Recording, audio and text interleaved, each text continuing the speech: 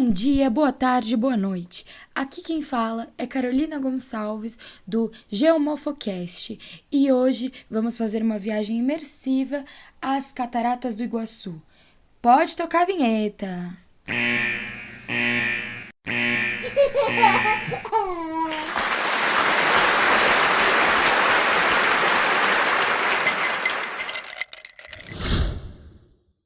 Para iniciarmos o nosso papo, eu acho interessante citar uma matéria da Veja que eu li, onde Sérgio Rodrigues, que é o autor da matéria, o escritor, respondia a seguinte pergunta feita por Ricardo Luiz Campos. Sérgio, por que tem tantos nomes para a mesma coisa? Catarata, cachoeira, queda d'água, cascata. E para responder essa pergunta, não só essa, outras também, eu convido aqui Mariane Bevilacqua, que é uma grande amiga minha. Ela cursa Geografia, faz licenciatura e bacharelado na Unesp, no campus de Ourinhos, e ela já passou pela disciplina de Geomorfologia e Geologia, o que vai ajudar muito a gente para o papo de hoje. Bom, Mari, você pode responder para a gente essa pergunta que foi feita pelo Ricardo Luiz de Campos e que muitas pessoas também se identificam? Eu, por exemplo, tenho muita dúvida em fazer essa separação. Oi, Carol, muito obrigada pelo convite. Eu estou muito feliz de estar aqui nesse espaço para tratar desses temas da geografia física. E as pessoas tendem a achar que todos esses são iguais àquilo que conhecemos popularmente, como cachoeira, mas são termos diferentes para diferentes significados. Falando da etimologia das palavras, por exemplo, cascata vem do italiano cascata, que significa queda. Cachoeira é um termo derivado do latim coctiones, que significa fervura. E a catarata, ela se trata de uma palavra que descende por meio do latim, do grego também. É uma palavra meio difícil, cataractes, que significa o que se precipita, que se atira para baixo. Então, cascata é nomeada uma queda d'água pequena, com uma altura menor, parecendo uma escada, e bem menor de volume e de tamanho. Já a cachoeira, elas costumam ter alturas maiores, maior volume, e a água corre nas cachoeiras de diferentes formas, diferentes fluxos. Já as cataratas, ela é o extremo oposto da cascata. É uma queda de água grande, bem grande, com grande volume de água e estrondo. Obrigada, Mari. Nossa, bastante informação, né? Mas é incrível como tem uma diferença bem grande, assim, né? E a gente acaba nem percebendo. Bom, como a gente vai falar da de Iguaçu hoje, eu fico na dúvida, porque em muitos lugares eu vejo dizer que algumas pessoas chamam de Foz do Iguaçu e outras pessoas chamam de Catarata. Eu não sei se tem uma diferença, qual é o correto, e eu queria te perguntar. Então, na verdade, isso é uma confusão que muitas pessoas fazem, mas o nome da queda d'água em específico é Cataratas do Iguaçu.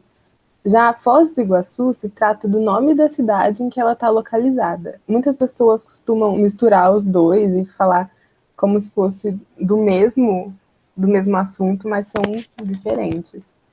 Nossa, que interessante, né? Eu nem tinha relacionado a Foz ao nome da cidade, mas é muito legal. E eu posso citar também uma curiosidade que eu achei. Olha, você pode me corrigir se eu estiver errada. Mas eu pesquisei, né, e eu achei na internet que falam que a palavra Iguaçu, ela significa água grande, justamente, na etimologia vinda do Tupi-Guarani, justamente por conta das cataratas de lá, né? A largura do rio, que chega até 2 metros de altura, 2.000 metros, né? 2 metros não, 2 metros é pouco, 2.000 metros de altura, e que é extremamente gigante, né? E para o interesse turístico são 19 saltos principais, 5 no Brasil e 14 na Argentina, né? Para quem não sabe, Iguaçu faz a Foz do Iguaçu, Catarata do Iguaçu, ela faz fronteira, né? Com o Brasil e Argentina. E eu vou continuar as perguntas para você. Tava tudo certo o que eu falei, Mari? Não sei. Certinho. Ai, que bom, obrigada. Bom, e a próxima pergunta, né, Mari? Sempre me interrompa se você achar necessário, tá? É verdade que as cataratas do Iguaçu já tiveram dono? Porque eu vi isso em algum lugar e Nossa, eu falei, gente, preciso perguntar, porque. Nossa Senhora. É verdade. Estranho isso, né? Porque pensar que algo tão incrível, importante ambientalmente já foi uma propriedade privada. As cataratas, elas eram de um uruguaio chamado Jesus Val, era de uma colônia militar em Iguaçu. E a ideia do local era pensar no distribuimento de terras para os colonos. E foi assim que o Jesus Val se tornou proprietário principal das terras, onde hoje está localizado o Parque Nacional do Iguaçu. Nossa, que doideira, né? Gente do céu. Bom, então quer dizer que ela deixou de ser propriedade privada? Porque eu nunca tinha, tipo, antes de pesquisar, eu não sabia dessa informação. Então eu acredito que ela tenha deixado de ser propriedade privada, né? Até porque agora se chama Parque Nacional. Você sabe me dizer sobre isso? Sim, dizem que depois de se maravilhar com as cataratas, Santos Dumont tentou usar os contatos dele para fazer com que a província do Paraná desapropriasse essas terras, declarando elas uma utilidade pública, né? Para isso, ela foi comprada do uruguaio. Nossa, que massa! E existe algum tipo de preservação em relação a elas? Porque, enfim, faz parte de um parque nacional e eu acredito que a função delas não seja apenas por beleza, né? Por questão, tipo, a função do Parque Nacional, acredito que não seja só por função estética, né? Deve ter algum tipo de preservação por conta da grande importância das cataratas. Sim, considerando que ela é um grande patrimônio universal, né, e a importância dela, foi feito justamente o Parque Nacional. Ele foi efetivado por lei no período Vargas, e o parque atualmente é a maior área do Brasil destinada à preservação da Mata Atlântica e de grande parte da área fluvial. O Parna Iguaçu, que é o Parque Nacional do Iguaçu, é uma unidade de conservação de proteção integral, dotada de atributos naturais excepcionais, portanto, ele constitui-se de objeto de preservação de ecossistemas naturais de grande relevância ecológica e beleza cênica. Ele possibilita a realização de pesquisas científicas, desenvolvimento de atividades de educação, interpretação ambiental, recreação em contato com a natureza e turismo ecológico, além de ser permitida a visitação pública, né? Condicionada às restrições específicas. E a gestão dessas unidades de conservação é realizada pelo Instituto Chico Mendes de Conservação da Biodiversidade, ICMBio. É muito legal saber, né, que com todas essas questões e problemas ambientais, políticos que a gente vem enfrentando hoje em dia, ainda exista lugares como o Parque Nacional que preserva realmente a natureza.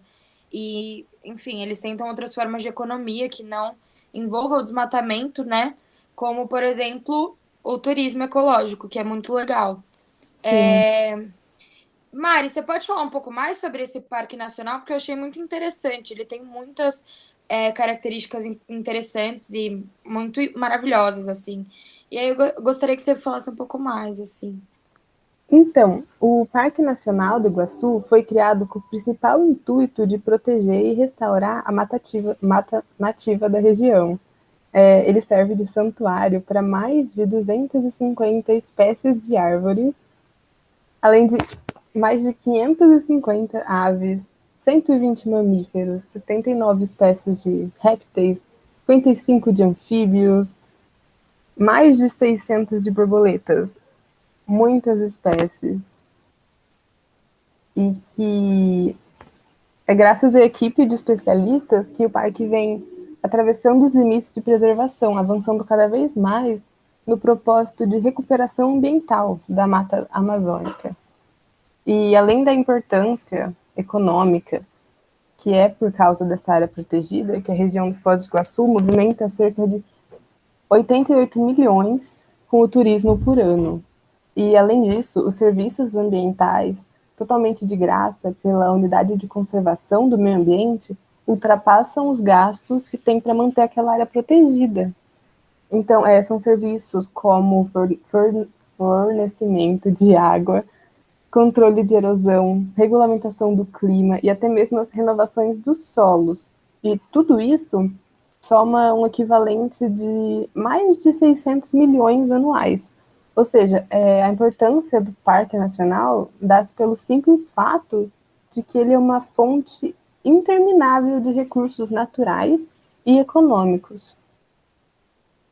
Nossa, que incrível, né? E é muito. A gente fica um pouco. Como é que fala? É chocado em saber que a gente poderia fazer isso no Brasil também. Não que não seja, né? Porque parte do parque também acaba pegando o Brasil. Mas, tipo, por exemplo, com as políticas que nós temos agora, o desmatamento ele é muito mais bem visto, né? Por muitas pessoas do que a preservação. E com justificativas econômicas, né? E você acabou de provar que fazer turismo ecológico e preservar essas áreas também pode ter benefícios econômicos, né? Sem contar com Sim. os benefícios ambientais que são incalculáveis, assim, né? Sim. Bom, continuando as perguntas, né? Agora indo um pouco mais próximo da geografia física, a gente sabe que existe vários tipos e características de rochas, certo? E nesse caso, qual é a classificação da estrutura rochosa encontrada nas Cataratas do Iguaçu? A catarata é constituída de derrames basálticos da formação Serra Geral, e nós temos dois tipos nessa localidade. A montante, que seria o topo, é constituído de basalto vesicular, bem desenvolvido, e abaixo dela, no centro do derrame, temos o basalto maciço. Na região sul, que é onde se encontra a cataratas, é muito encontrado o basalto, e ele é amplamente utilizado nas indústrias de construção civil para confeccionar pisos, revestimentos, paredes. E ele é uma rocha vulcânica, para quem não sabe, ele tem origem do resfriamento do magma extravasado para a superfície, e o tipo vesiculado é o que tem cavidades preenchidas e não preenchidas decorrente da retenção de bolhas gasosas, e o maciço ele é bem mais denso e ele não apresenta nenhuma vesícula. Bom, que bom. Você falou vários termos aí, né? Que no começo eu estava meio perdida, mas me encontrei super com os exemplos e a explicação da formação, né? Porque os nomes diferentes de rocha se dão justamente pelas diferentes formações, né? Desse material rochoso. E por que as cataratas, eu estava pesquisando também, né? São em degraus, o que eles chamam de degraus. Então, é por consequência justamente dos derrames de basalto, que foi mencionado antes. O contato entre eles, entre esses derrames, durante os milhões de anos, com a ação da água, foi causando uma erosão. E a parte superior, que era a que continha os basaltos maciços, desabaram, a ponto de ficar apenas os basaltos vesiculares no topo, e é o mais resistente à erosão. Nossa, que bacana. Bom, quando a gente visualiza as cataratas, é possível ver três camadas se a gente se contar, né, com o fundo onde acumula água. Quais são as características de cada uma dessas partes? Elas são mesmo diferentes entre si? Sim, elas são bem diferentes. A porção superior, como já foi mencionado, ela é caracterizada pela extensiva presença de vesículas e por estruturas horizontais de fraturamento. Durante ou após a solidificação da lava, emanações líquidas e gasosas provenientes do interior do derrame passam a cristalizar os minerais variados no interior das vesículas, tal como calcita, ametista, calcedônia, ágata, e formam os maravilhosos geodos, que é um tipo lindo de rocha que eu recomendo vocês procurarem fotos. E como essa porção está mais exposta à ação atmosférica, ela adquire uma coloração avermelhada pela oxidação dos minerais de ferro presente na lava. E já a porção central, devido ao resfriamento mais lento, dá origem às rochas compactas, que são os basaltos maciços. Durante a solidificação do magma, desenvolveram um sistema subvertical de fraturas, chamadas disjunção colunar. Dividem a rocha em colunas verticais. Já a última porção, que é a porção basal, ela, por estar em contato direto com a superfície de fluxo, ela se resfria de maneira mais rápida, provocando um intenso fraturamento, e bem como uma subdivisão laminar horizontal. E esse fraturamento pode ser observado quando vocês forem visitar as cataratas, como, por exemplo, quando vocês forem fazer o passeio na lancha, e no pé da área do campo dos desafios, onde ocorre uma belíssima exposição de alteração química da rocha, em forma de esfoliação esferoidal do basalto, controlada pelos planos de fratura. Nossa, a gente escuta todas essas coisas, dá até um medo, assim, né, da parte técnica e afins, mas é muito importante, como você falou, na hora que a gente for visitar, né, na hora que a gente for estudar e aprender até a importância desses locais. E pensando nisso, nessa questão da importância de como se deu essa estrutura e, enfim, como é bem delicado tudo isso, eu queria voltar e perguntar do intuito da criação do Parque Nacional, o porquê que criaram o Parque Nacional, se foi mesmo pensando nessa preservação. Então, a criação do Parque Nacional do Iguaçu foi apenas no ano de 1939, graças ao decreto da lei número 1035, estabelecido pelo governo de Getúlio Vargas, e o parque foi idealizado pelo engenheiro André Rebouças, e ele ficou motivado após a criação da primeira área federal protegida do mundo, que foi o Parque Nacional de Yellowstone, nos Estados Unidos. Inclusive lá onde tem a outra catarata gigantesca. E o parque passou a contar com mais de 185 mil hectares em dezembro de 1981, devido a outro decreto federal. E em 1988 ele foi inscrito na lista do Patrimônio Mundial pela Unesco, e em 2012 ele foi reconhecido como uma das 7 maravilhas da natureza. Nossa, que incrível. Bom, pensar tudo isso deixa a gente triste quando a gente for considerar que, enfim, considerar o aquecimento global e todas as dificuldades ambientais que a gente vem enfrentando hoje em dia, né? E aí eu até queria falar com você, não sei se é fake news, né? Se for fake news, a gente pode até fazer uma discussão aqui sobre uns boatos que começaram a circular na internet com fotos de cataratas secando. Você sabe dizer se isso é verdadeiro, se falso?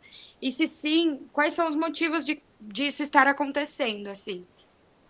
Então, infelizmente, essa foto foi verdade. E é o segundo ano seguido em que a atração ficou irreconhecível. Assim, em abril de 2020, a vazão das quedas foi ainda menor do que atualmente, chegando a 259 mil litros por segundo. E os meteorologistas atribuem o baixo fluxo principalmente pela falta de chuva no Paraná, né, estado onde fica as nascentes de Iguaçu e que é atravessado por ele até a Foz, em Foz do Iguaçu, que ele deságua no Rio Paraná.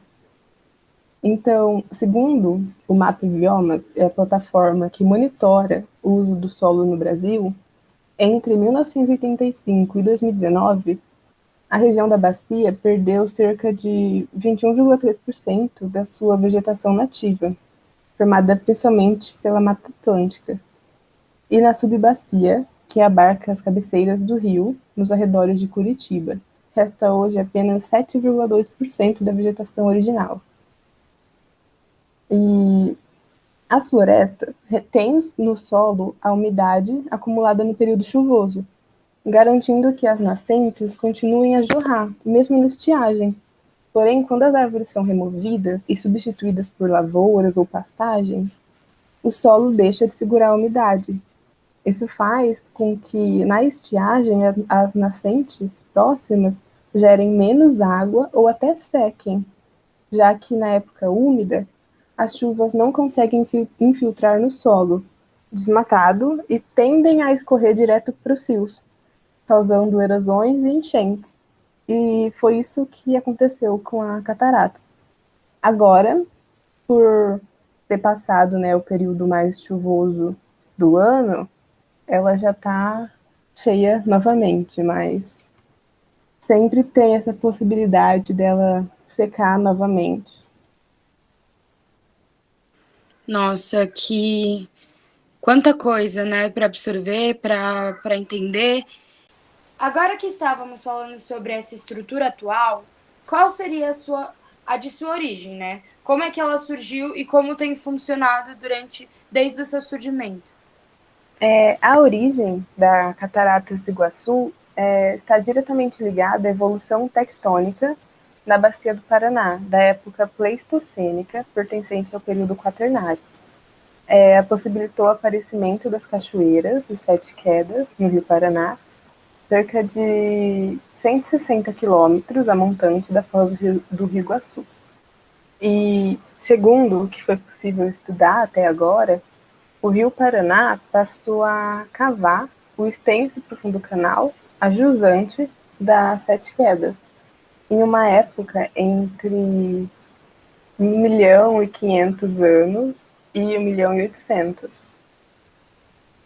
E quando a drenagem sofreu um rearranjo significativo com a formação do divisor das águas, entre os cursos do Rio Paraná e do Rio Paraguai, representado pelas serras de Maracaju e Amambaí, e o aparecimento da depressão do Pantanal.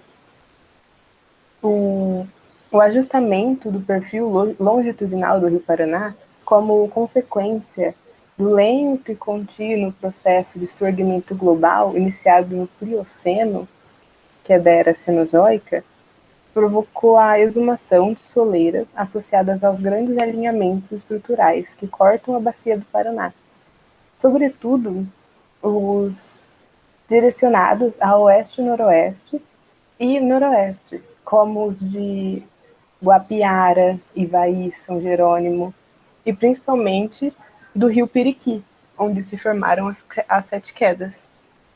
E o aparecimento das Sete Quedas é resultado da mudança da drenagem pelo surgimento da Serra de Maracaju, que interrompeu o curso de rios que demandavam a oeste, em direção à barra do Rio Paraguai.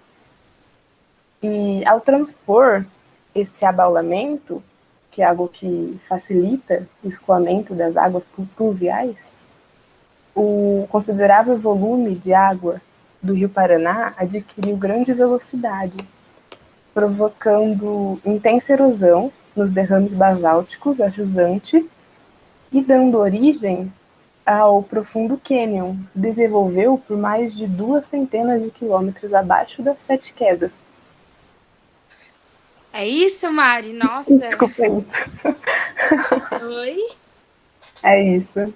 Ai, que bom. Nossa, muito bom, muita informação, você arrasa. E qual é a extensão em profundidade? Só para a gente ter uma noção, assim.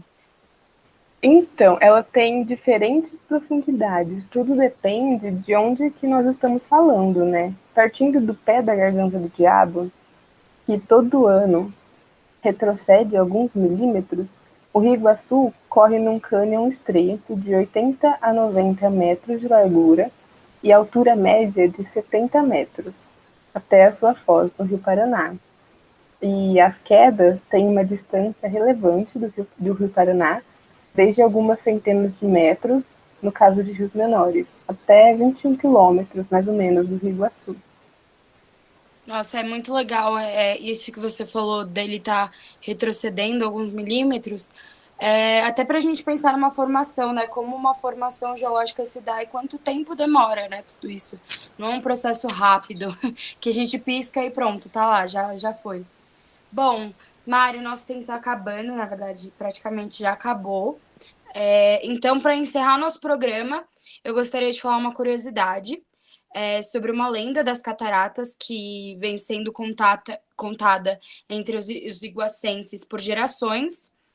Essa lenda, ela conta que mesmo antes do surgimento das cachoeiras, existia uma tribo, e essa tribo morava em Iguaçu, na região de Iguaçu atual. E eles tinham uma crença em um deus, que tinha uma forma de serpente e ele governava o mundo, assim. E a moradia desse deus eram nas águas, ele se chamava Emiboi. Bom, todo ano essa serpente escolhia uma jovem da tribo em troca da sua ira, em troca da sua ira. Então, se eles entregassem a jovem que a serpente escolhia, a sua ira seria silenciada. E Mari, eu sei que você sabe dessa lenda e eu gostaria que você terminasse para a gente encerrar o programa, se você pudesse. Sim, claro. Continuando, então.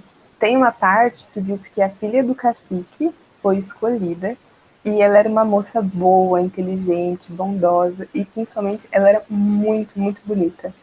E um dia ela se apaixonou por um dos índios mais fortes da sua tribo. Eles se amavam e resolveram fugir de seus destinos.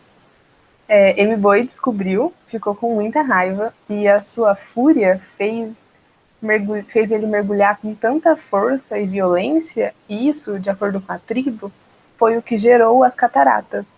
E como punição, outro deus, Tupã, castigou os três. E Naipi, que era filha do cacique, foi transformada em rocha, e o seu amado foi transformado em palmeira, e o Amiboi foi preso no local que nós conhecemos hoje como Garganta do Diabo. E é isso. Nossa, Mari, que belo jeito de encerrar o programa, né? Eu agradeço muito a sua presença, eu acho que eu aprendi demais com você hoje. E é isso, acho que eu tô sem palavras, assim, pra escrever o quão maravilhoso foi nosso encontro. Eu que agradeço por ter sido convidada. Foi ótimo, espero que vocês tenham gostado e até mais. Até a próxima! Vou te convidar mais vezes, viu? Muito obrigada. Tchau, pessoal. Boa noite, boa tarde, bom dia, e é isso. Tchau! Para encerrar de vez o programa, deixo com vocês o hino de Foz do Iguaçu. Lembrando que os hinos são muito importantes para entender sobre a localidade e a população que vive naquela região.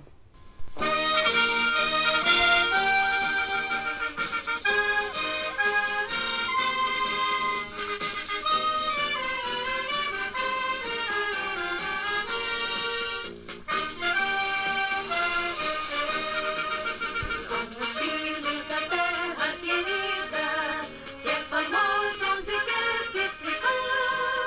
Natureza imponente e garrida, que no mundo mais